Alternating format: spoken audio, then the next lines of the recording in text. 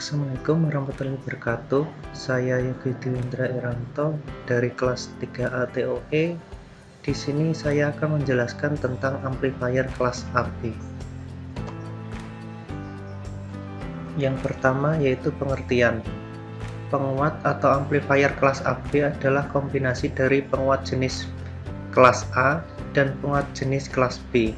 Penguat jenis kelas AB diperoleh dengan menggeser sedikit titik kerja transistor sehingga distorsi crossover dapat diminimalisir. Titik kerja transistor tidak lagi di garis cutoff namun berada sedikit di atasnya. Yang kedua yaitu tujuan. Power amplifier kelas AB ini dibuat bertujuan untuk membentuk penguat sinyal yang tidak cacat atau distorsi dari penguat kelas A dan untuk mendapatkan efisiensi daya yang lebih baik seperti pada amplifier kelas B. Karena amplifier kelas A memiliki efisiensi daya yang rendah, kurang lebih 25%, yang disebabkan titik kerja kelas berada di setengah VCC, tetapi memiliki kualitas sinyal yang terbaik. Sedangkan amplifier kelas B memiliki efisiensi daya yang baik, kurang lebih 85%, karena titik kerja mendekati VCC, tetapi kualitas suara yang kurang baik. Sehingga dibuat amplifier kelas AB yang memiliki efisiensi daya penguatan sinyal kurang lebih 60% dengan kualitas sinyal audio yang baik. Kelas AB amplifier adalah gabungan antara kelas A dan kelas B, sementara operasi kelas AB masih menggunakan dua transistor komplementer dalam tahap output tegangan biasing saat sangat kecil diterapkan ke basis dari transistor bias itu dekat dengan wilayah cutoff ketika tidak ada sinyal masukan. Sebuah sinyal input akan menyebabkan transistor beroperasi secara normal di daerah aktif sehingga menghilangkan setiap distorsi crossover yang ada di dalam kelas B. Sebuah arus kecil akan mengalir dari kolektor jika tidak ada sinyal input.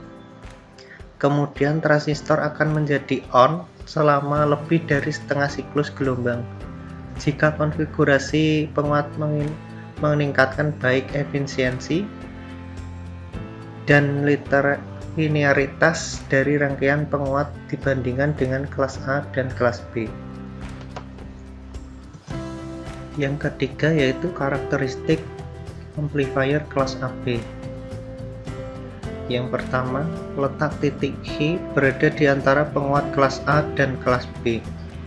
Yang kedua, linearitas paling jelek. Yang ketiga, efisiensi sekitar 75%. Yang keempat, terdapat pemotongan sinyal kurang dari 180. Yang kelima, untuk mencegah pemotongan sinyal dilakukan konfigurasi pull up. Yang keenam, pada penguat push up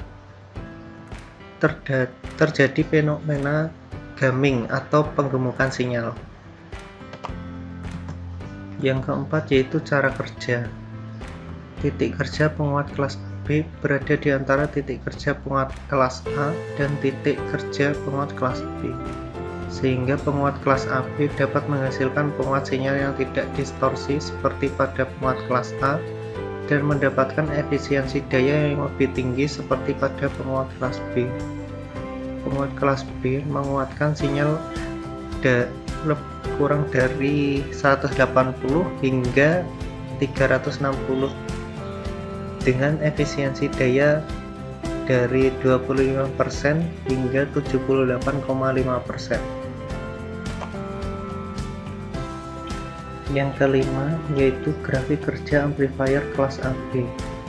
Dari grafik yang ada dapat dilihat bahwa amplifier kelas AB berada di antara amplifier kelas A dan amplifier kelas B. Yang keenam yaitu perbandingan amplifier.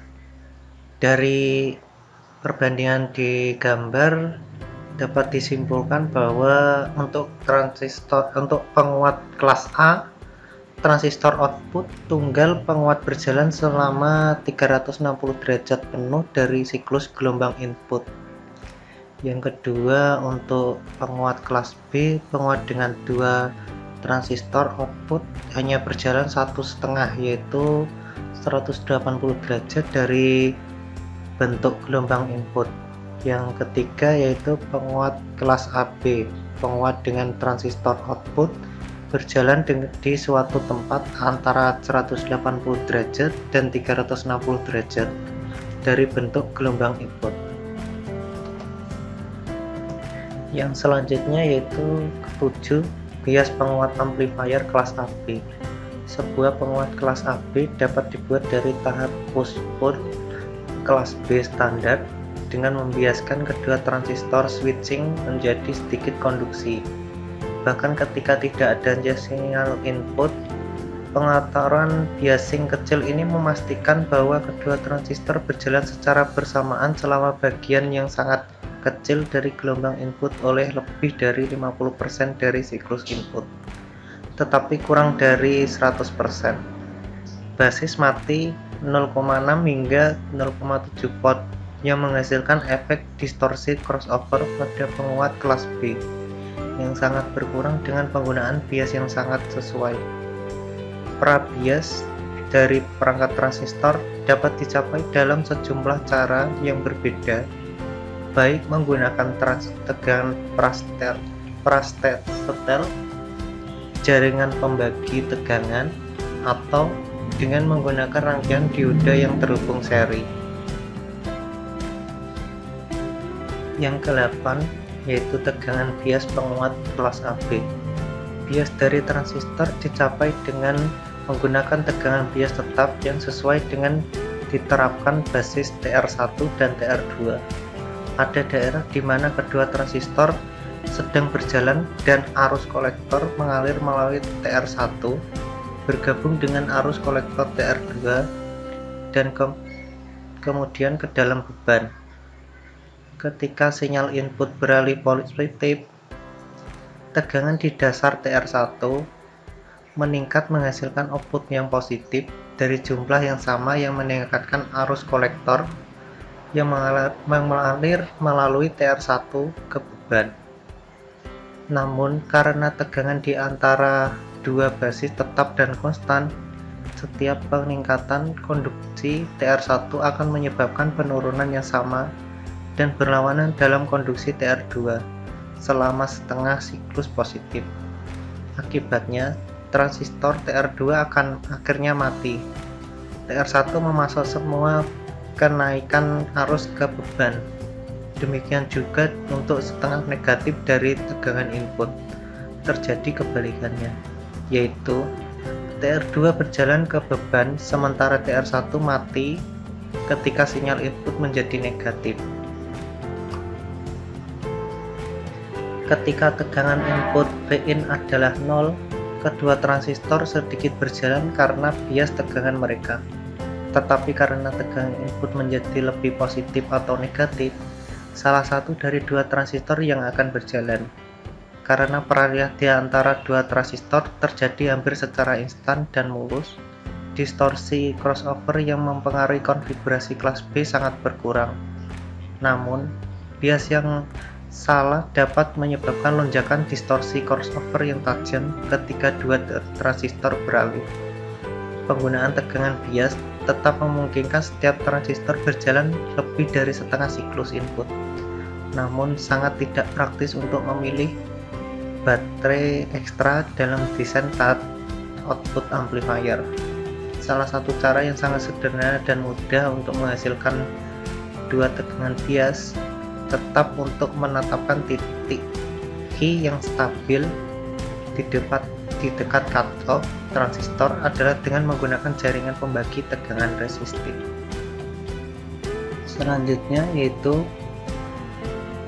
simulasi menggunakan Proteus.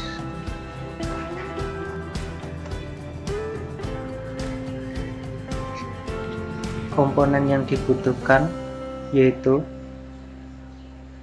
resistor 3 watt, resistor 7 watt, tantalum, transistor NPN, PNP, baterai atau sel, terus kapasitor 1000 mikrofarad, resistor 10K, resistor biasa, dan resistor variabel. Selanjutnya yaitu kita mulai simulasi.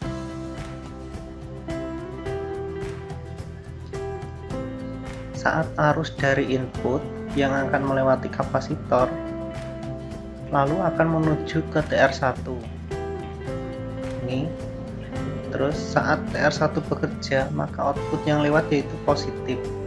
Saat tegangan basis, dua basis tetap dan konstan, maka setiap peningkatan konduksi TR1 akan menyebabkan penurunan, dan sebaliknya saat TR2 yang bekerja maka arus yang akan lewat akan berupa negatif.